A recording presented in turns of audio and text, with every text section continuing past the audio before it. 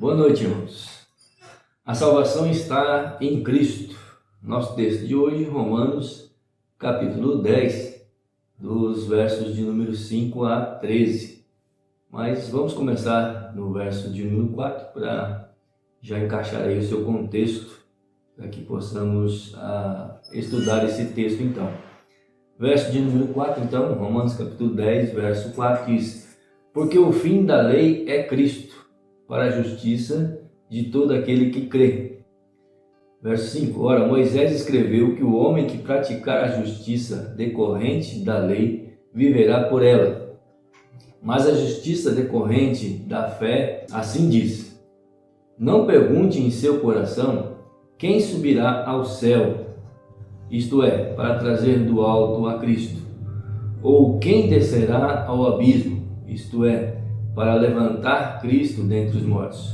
Porém que se diz: a palavra está perto de ti, na tua boca e no teu coração. Isto é a palavra que pregamos. Se com tua boca confessares Jesus como Senhor, e em teu coração creres que Deus o ressuscitou dentre os mortos, serás salvo. Porque com o coração se crê para a justiça, e com a boca se confessa a respeito da salvação. Portanto, a Escritura diz: todo aquele que nele crê não será confundido. Pois não há distinção entre judeu e grego, uma vez que o mesmo é o Senhor de todos, rico para com todos os que o invocam. Porque todo aquele que invocar o nome do Senhor será salvo. Nosso parágrafo de hoje, na verdade, deveria ir até o verso de número 15, completando, ou seja, todo o parágrafo do texto de hoje, ele teria que ir até o verso 15, mas nós estamos seguindo aquele esboço que nós nos referimos semana passada, onde vimos que Paulo enfatiza os fatores humanos na questão da salvação, que começou a fazer, na verdade, já lá no verso 30 do capítulo 9, primeiro falando dos que tropeçaram, no caso aí Israel, e continua entrando no capítulo 10 até o verso de número 4. Depois ele fala dos fatores humanos na vida daqueles que, na verdade, creem e não são assim confundidos, que envolvem, a partir do verso 5, o fato de compreenderem o Evangelho, e essa compreensão, então, ou seja, o fato de existir o Evangelho precisar ser compreendido, leva então à necessidade de ele ser anunciado, que é os versos de 14 a 15. Esse anunciar do Evangelho vai esperar, tem por a espera uma resposta de fé, versos 16 a 21. Assim, nós dividimos esse parágrafo agora, que ia até o 15, em duas partes. Numa primeira parte nós estamos vendo a questão da compreensão do Evangelho, e aí no segundo momento, os versos 14 e 15, nós vamos ver o fato de que o Evangelho precisa ser anunciado. Mas hoje ficaremos só até o verso 13, vendo essa questão da compreensão do Evangelho. Como fatores humanos que nós nos referimos aqui, nós estamos falando ao fato de que Deus escolhe, ou seja, tem misericórdia de quem quer e endurece quem lhe apraz. E tudo assim segundo o propósito da eleição, como já vimos, onde os primeiros, aqueles que ele tem misericórdia, são quebrantados por Deus e assim fazem as suas escolhas e tomam as suas decisões de maneira assim livre, de modo que elas os levem aos caminhos de Deus. Enquanto aqueles que não são quebrantados, ou seja, têm um coração endurecido, na verdade, não quebrantado por Deus, esses também de maneira livre fazem suas escolhas, mas as suas escolhas os levam cada vez mais distantes de Deus. Esse é o fator humano na questão da salvação. Vimos semana passada os motivos pelos quais, na verdade, rejeitaram, ou as pessoas rejeitam, Israel rejeitou, e assim também, de maneira geral, as pessoas rejeitam a mensagem da salvação do Evangelho. Primeiro, nós vimos primeiro motivo, porque a salvação é um favor e um ato de Deus, e eles não conseguem reconhecer essa dádiva por causa, naturalmente, do seu próprio orgulho. Um segundo motivo, que vimos semana passada, é porque eles não têm entendimento, faltou entendimento para Israel, e também falta para as pessoas hoje quando ouvem a mensagem do Evangelho. Infelizmente, a ignorância de muitos, como vimos, tem levado ao engano sem volta. Muitos têm trilhado o caminho do engano e não conseguem voltar, fruto claro da dureza dos seus próprios corações e por terem um vínculo tão forte com o mundo. Também vimos um terceiro motivo, porque rejeitam a mensagem do Evangelho, é porque buscam, na verdade, uma justiça própria. Sua altivez, egoísmo, acabam os levando a uma vida centrada em si mesmo. Se fadam no erro de dizer, e pensar que podem salvar a si mesmo, ou dizer cada um que salve-se a si, como se isso fosse possível, desprezando totalmente os propósitos de Deus em todas as coisas. Embora aqui Paulo faça agora, a partir desses versos, mais referência à questão da justiça pela fé, como nós vamos ver principalmente depois do verso 8, nós podemos lembrar ainda que o assunto, ou seja, ele está usando o exemplo da questão de Israel e a rejeição de Israel ao Evangelho e o fato de terem assim sido também rejeitados por Deus na questão da eleição, para que Deus pudesse cumprir o propósito da eleição de alcançar também todos os povos, os gentios. Assim, nós não podemos perder esse foco de que o assunto ainda é a questão da rejeição ao Evangelho por parte dos judeus. É claro que é o exemplo que Paulo está usando, mas de forma genérica nós podemos aplicar a todo aquele que rejeita o Evangelho. Paulo então explicou com isso o que aconteceu e porque eles rejeitaram então a mensagem do Evangelho, a mensagem da salvação pela graça, da justificação pela fé. Paulo explicou que isso aconteceu porque eles escolheram, na verdade, a justiça das obras e desprezaram a justiça da fé. Verso 32 do capítulo 9, nós vemos isso. Eles também se submeteram ou se prestaram a submeter a uma justiça própria, buscaram uma justiça própria e não se submeteram à justiça que vem de Deus. Verso 3 do capítulo 10, Paulo fala sobre isso. E no 4, ele entra num outro assunto, que é o fato de dizer que o fim da lei está em Cristo, ou seja, ele estava falando que a lei, como forma de sermos justificados em Deus, diante de Deus, foi abolida em Cristo. A razão pela qual Cristo aboliu a lei é para que haja justiça para todo o que crê, não pela observância da lei, mas pela fé, já que pela lei, a observância da lei, ninguém seria salvo. Isso, então, nos leva a entender que o que Paulo está dizendo é que a salvação só pode ser alcançada pela graça, não pela lei, porque assim se abre então o leque para todos, já que pela lei ninguém alcançaria a salvação.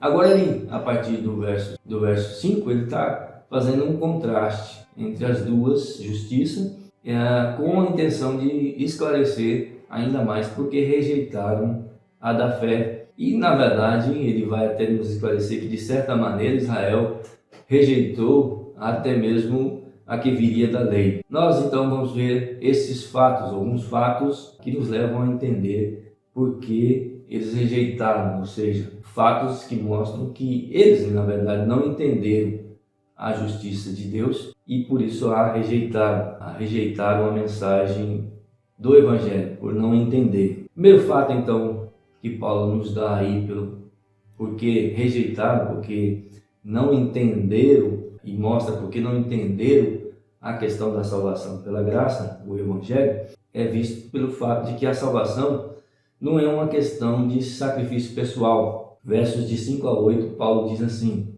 Ora, Moisés escreveu que o homem que praticar a justiça decorrente da lei viverá por ela. Mas a justiça decorrente da fé assim diz: Não pergunte em teu coração quem subirá ao céu, isto é, para trazer do alto a Cristo, ou quem descerá ao abismo, isto é, para levantar Cristo dentre os mortos. Porém, que se diz: A palavra está perto de ti, na tua boca e no teu coração. Isto é a palavra que pregamos. Parece que Paulo endoidou, perdeu o juízo. Ele diz que a justiça da lei não pode salvar ninguém, e é fato, como não salvou Israel e não pode salvar a ninguém, mas cita um texto aqui de Levíticos, dado por Moisés, que parece contradizer esse ensino do Evangelho, né? Da salvação pela graça, salvação pela fé, justiça pela fé. Mas ele não cita somente esse texto. A partir do verso 6, ele faz uma paráfrase de um outro texto de Moisés, que está lá em Deuteronômio capítulo 30, versos de 11 a 14, quando Moisés está se referindo à questão do mandamento e de como Israel deveria se relacionar com o mandamento, para ensinar o fato de que o erro estava em achar que observar a lei ou alcançar a justiça da fé está no âmbito da nossa capacidade, ou seja, que possamos alcançar isso pelo nosso próprio esforço, com o nosso próprio sacrifício. Precisamos entender que, na verdade, tudo depende da graça de Deus, porque se dependesse de esforço humano, ela não estaria disponível a todos, como diz o texto, para a salvação de todos que creem. O fardo de Cristo, na verdade, é leve, o jugo é suave. É preciso entender, então, de que a salvação não é uma questão de esforço humano, e não exige de nós um sacrifício. Eu sei que tem alguns por aí dizendo e ensinando que foram até o céu, foram até o inferno, mas não entendo o que foram fazer lá, porque Paulo diz, o Evangelho está aqui, o que nós precisamos está aqui. Para que, então, essas loucuras de ir até o inferno, até o céu, ou, sei lá, parece que querem justificar-se ou mostrar que com o seu esforço, com a sua fé, com a sua espiritualidade, alcançam assim a salvação. Um absurdo. A salvação está em Cristo. Segundo fato, com relação ao fato de que Israel rejeitou e as pessoas rejeitam a salvação pela fé. Segundo fato, versos de 9 a 11, a salvação é uma questão de fé e compromisso. O verso diz assim: se com tua boca confessares Jesus como Senhor e em teu coração creres que Deus o ressuscitou dentre os mortos, serás salvo. Porque com o coração se crê para a justiça e com a boca se confessa a respeito da salvação. Portanto, a Escritura diz: todo aquele que nele crê não será confundido. É claro que as pessoas vem primeiro na vida de um novo convertido a sua confissão de fé. A primeira coisa que alguém demonstra, ou visivelmente nós podemos reconhecer como alguém que aceitou, ou se submeteu a Cristo, é a sua confissão de fé, quando dizer que crê, quando dizer que está disposto a seguir a Cristo. Mas nós precisamos entender que não é essa a ordem que acontece, Não é o confessar da boca que vem primeiro, mas sim o crer no coração. Assim, o que vem primeiro é o compromisso com Cristo. O que vem primeiro é o entender do Evangelho, entender a mensagem do Evangelho e assumir então esse compromisso com Cristo. Entender que precisamos de Cristo, precisamos da graça de Cristo e assumir então o compromisso de andar com Cristo, de estar com Cristo. Porém, é claro, é muito fácil confessar somente de boca. Por muitos motivos e variadas possibilidades, muitos têm feito isso, confessado apenas de boca, apenas uma falsa confissão de fé. Mas o fato é que o Evangelho exige, a salvação exige um compromisso com Cristo. E esse compromisso com Cristo nos leva a tornar isso público, ou seja, a reconhecermos que estamos com Cristo, que queremos caminhar com Cristo, que Cristo realmente é o nosso Senhor. A salvação está somente em Cristo. Terceiro fato, versos de número 12 a 13, a salvação é uma questão de humildade. Verso 12 diz assim: pois não há distinção entre judeu e grego, uma vez que o mesmo é o Senhor de todos, rico para com todos os que o invocam, porque todo aquele que invocar o nome do Senhor será salvo. Um reconhecer que quanto ao pecado todos nós somos iguais, estamos no mesmo nível, estamos todos debaixo da mesma condenação e de que não há nada que possamos fazer por nossas próprias forças, por nossa própria sabedoria, a nossa própria capacidade e força que pode nos livrar dessa condenação. Então, esse reconhecer naturalmente leva-nos numa atitude humilde, a buscar a misericórdia de Deus, a apelar a Cristo, ao Senhor, que nos salve, porque a salvação está em Cristo.